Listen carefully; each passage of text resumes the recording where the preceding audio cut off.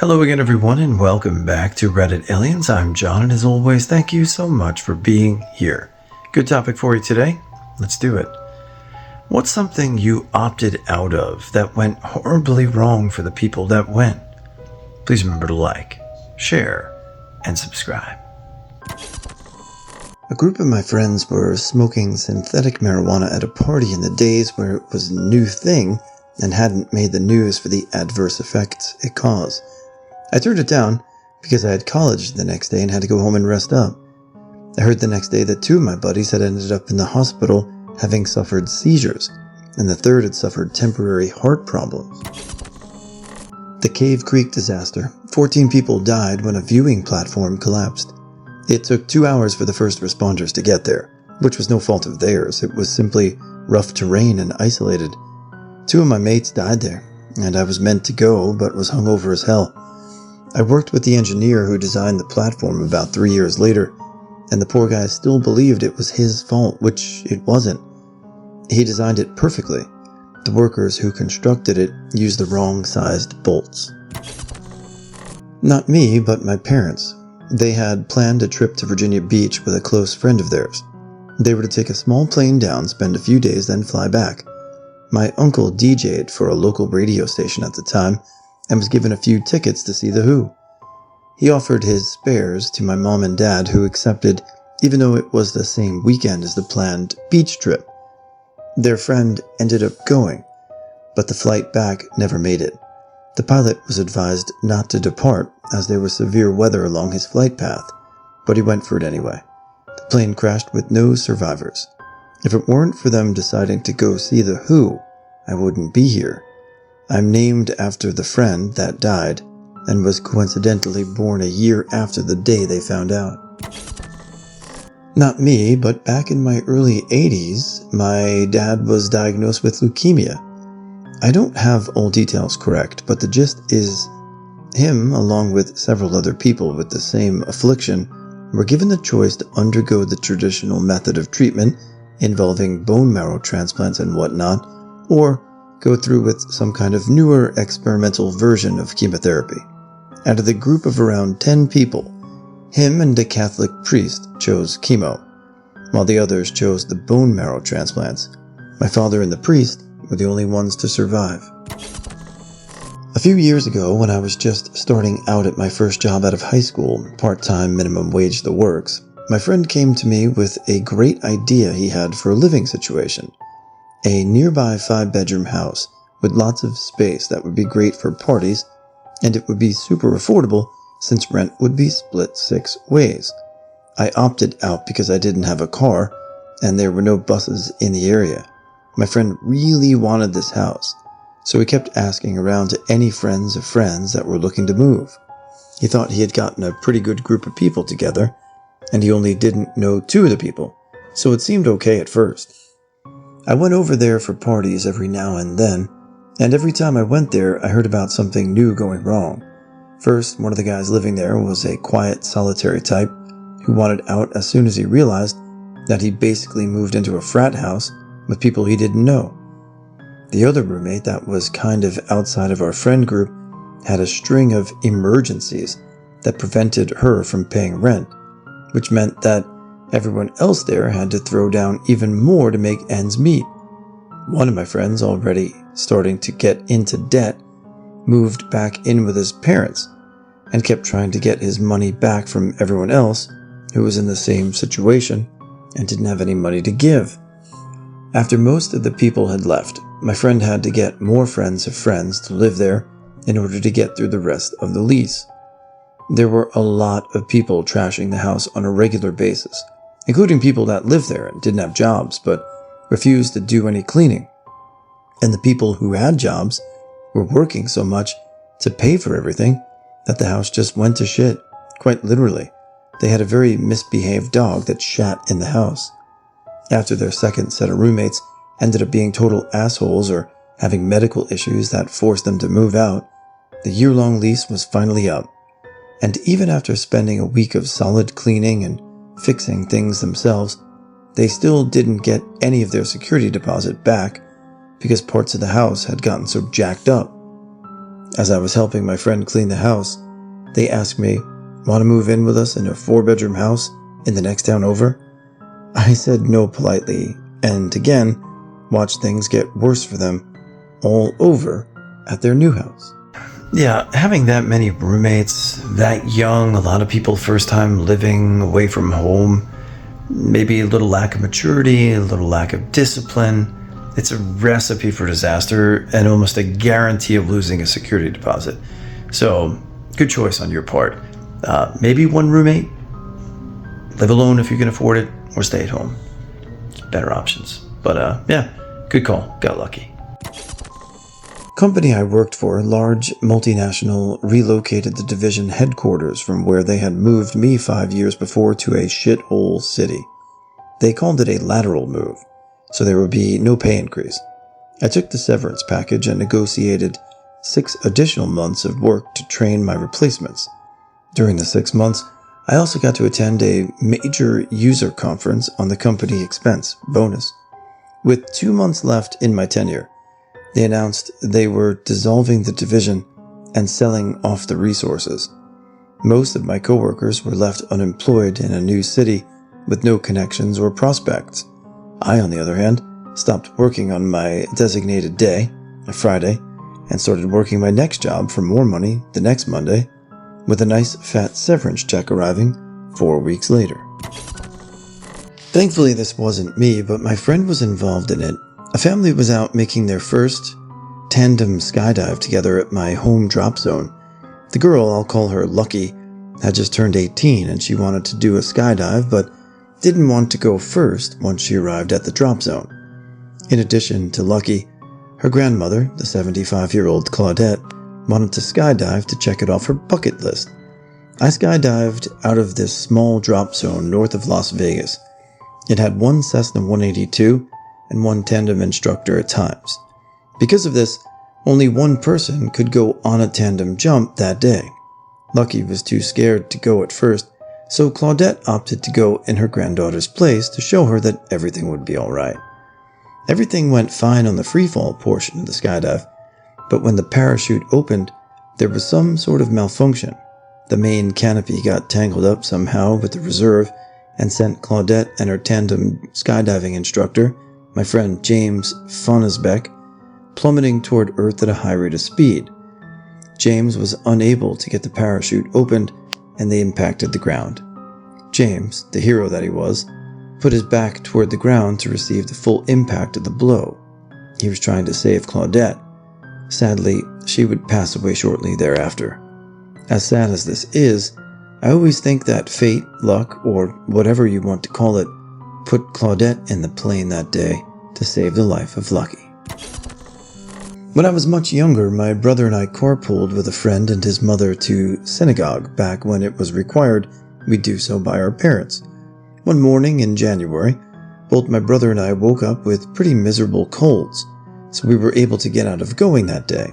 Sick as we were both equally ecstatic to be missing something we never enjoyed going to anyway. So, instead we spent the morning playing StarCraft and Roller Coaster Tycoon. A few hours later, my mother gets a phone call from the father of the friend we carpooled with every Saturday. His mom, driving just him that day, had driven over a patch of black ice on a busy city road and nailed a tree head-on. My friend escaped with minor bruises, but his mom was comatose for 3 months. That was a scary what could have been moment in my youth. A couple of friends from college wanted to go camping one weekend. It sounded fun, so I asked my folks if I could borrow a tent and some supplies, as we were big campers when I was young, and my friend didn't have a tent. It gets closer to the time and the situation changes to a hike before camping, and doing it late in the evening after work to a campground that none of us had ever been to. I knew that the forest gets dark at least an hour earlier than open sky because of all the trees. I ended up deciding not to go, as it just didn't sound like a good idea to me. Come to find out later, they went anyways, and my friend's dog, who has a problem stomach, got sick and had diarrhea in the tent that night. That would have been my tent. When my son did his final year of school, there was an end-of-school lunch party for all the mothers. It was at the home of the school captain and is something of a tradition. My wife was intending to go, but at the last minute decided that she had too much work and stayed at home. There would have been around 70 women at the party. About a third of them were standing on the front veranda when it collapsed, sending everyone on it to the ground. Because of the way it collapsed, everyone at the back, plus all the tables, chairs, bottles, glasses, etc., fell on top of the women at the front. One woman died, and many of the others sustained very serious back and leg injuries.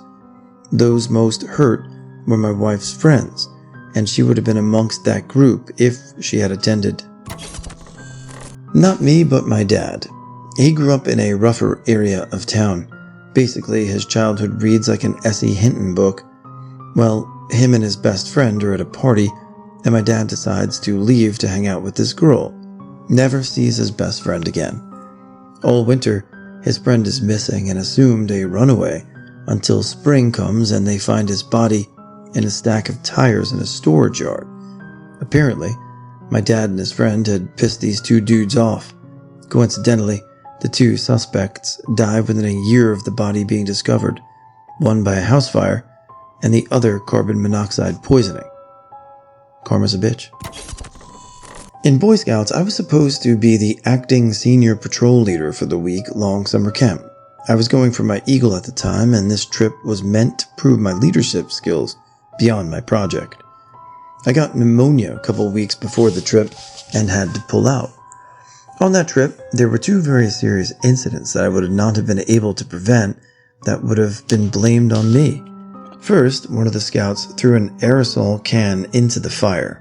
No one there was brave enough to fish it out with a stick, so they all ran and hid. It turns out that the scoutmaster was driving into camp about that time. He pulled up to the campsite, stepped out of his jeep. As he walked over to the fire, the can exploded.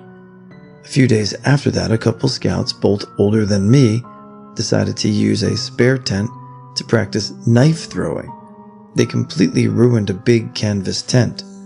It's the only time that coughing so hard that it makes me vomit has ever felt like dodging a bullet. Fatal drunk driving accident. When I was in high school, we were dumbasses. One night, myself, my friend, and a couple of acquaintances were getting hammered, then decided to go to a party and drink more. Once there, one of the guys tries talking us into going to this chick's house because she's there with her hot friends and no guys were there. The dude had just received his license a month before and was a terrible sober driver. He was so drunk he could barely stand, and I probably would have gone with them anyway because I was an idiot. But I was busy trying to bang this girl at the party, and we had just gotten there, so I didn't want to leave. They ended up driving at high speed down a side street, hit a patch of black ice, and smashed into a tree. 2 dead. The only survivor was the driver. His blood alcohol content was 0.24. He's now severely mentally handicapped. Oof. During my freshman year of college, a kid who lived on the floor told me that he had the hookup to a friend of his who was making fake IDs. It was the early 90s, and at that point the Delaware license was relatively easy to fake. Using a large, life-size mock-up with stenciled letters and a cutout for someone to stand behind, a picture would be taken, cropped and laminated, all for $50. I came to his dorm room with money in hand, along with a group of about 10 others. Everyone else seemed to be in a hurry, finishing up their stencils in one adjacent dorm room and going to the next one to get photographed. I hesitated, not sure of whether or not I should use my real name on this fake license or use a fake one. 2 other slackers stayed in that other dorm room with me as we prepared our stencils. Then we heard voices outside, banging on the door. A lot of hushed, oh shit, oh shit, oh shit. Turns out, the police were called on the fake ID sting. We went silent and cowered on the floor for the next 30 minutes, not answering when the police knocked. When the coast was clear, we hid our stencils in the closet of the dorm room and left one at a time. The 2 who were running the ring were arrested. Everyone else was disciplined by resident life of the university. I got away scot-free, and I got to keep my $50. This didn't happen to me, but to a lady I met. She lived in Seattle in the 70s when she was a teenager. At a local lake, she met this good-looking, smart, and super charming guy. They talked for a while, and he asked her if she would have dinner with him that night. She eagerly said yes, but when the guy showed up at her house, her father took one look at him and locked the door, forbidding his daughter from going out with him. She was mortified and furious. She remained resentful until a few months later, when she opened the newspaper and saw the charming guy's smiling face on the front page. It was Ted Bundy. I didn't so much opt out as I was sick. Anyway, one day in 3rd grade I stayed home sick. Evidently, my whole class acted up that day. They were probably rude to a substitute teacher or something, and had to sit out at recess the next 2 days. I returned to school, the first of those recessless days, and my teacher informed me that since I was absent, I would be exempt from the punishment. For 2 days, my entire 3rd grade class had to watch me play alone at recess while they just sat there. Volunteered for deployment with a couple of friends to do border security in Afghanistan while in the army. Found out 2 days later I was to be a father. Friends talked me out of it, and I withdrew. Paperwork didn't go higher up the chain yet. I'm still here. They both were killed. One I looked up to like a big brother and mentor. He was horrendously violent. Unfortunately, a UK reporter caught it on camera from the vehicle behind my friends.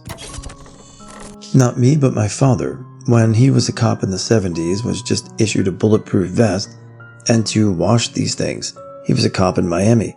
He had to basically shower with them on and let them air dry. One day he decides he doesn't want to wear the vest as it's hot as balls. He begins his route to the station and has a feeling that he should wear his vest. Turns around and goes home. When putting on the vest, he hears a call come through about a minute from where he was when he turned around. He begins to respond. 2 other police officers responded before him, but were DOA without their vests on. Dad would have responded first if he didn't go back for his vest. This lady was once handing out a few letters at my high school graduation, and I happened to get one. It was a letter for a job opportunity at Vector Marketing, and I thought it'd be a pretty cool thing to try.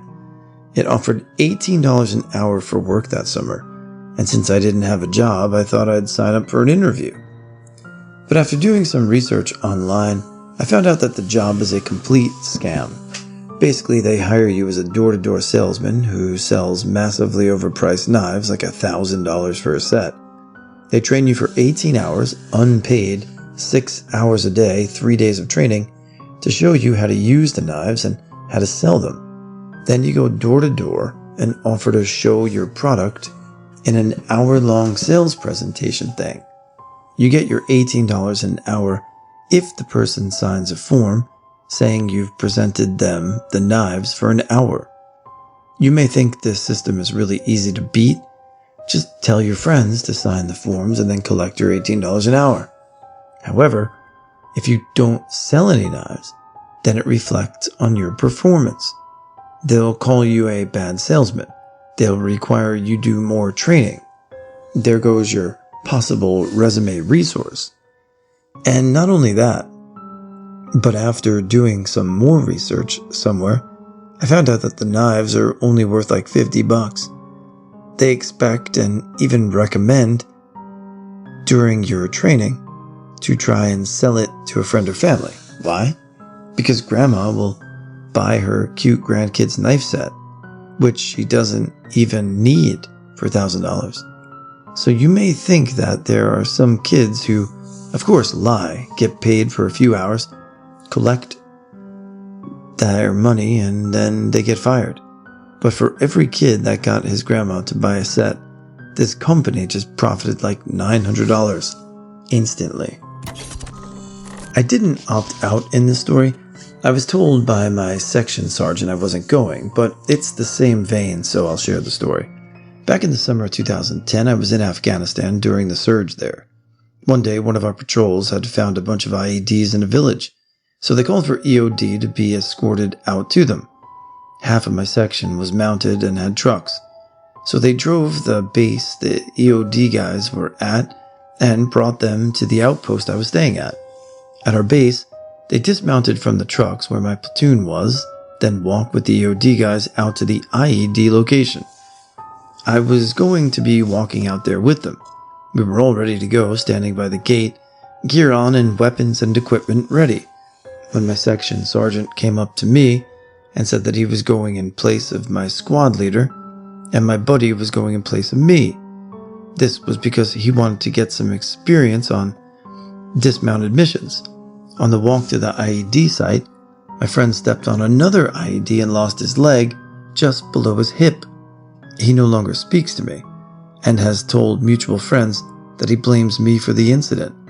To clarify some terms in advance, IED, improvised explosive device, EOD, explosive ordnance disposal, and to any fellow soldiers reading this who are confused about my wording, I was in a 60mm mortar section, hence having a squad leader and section sergeant.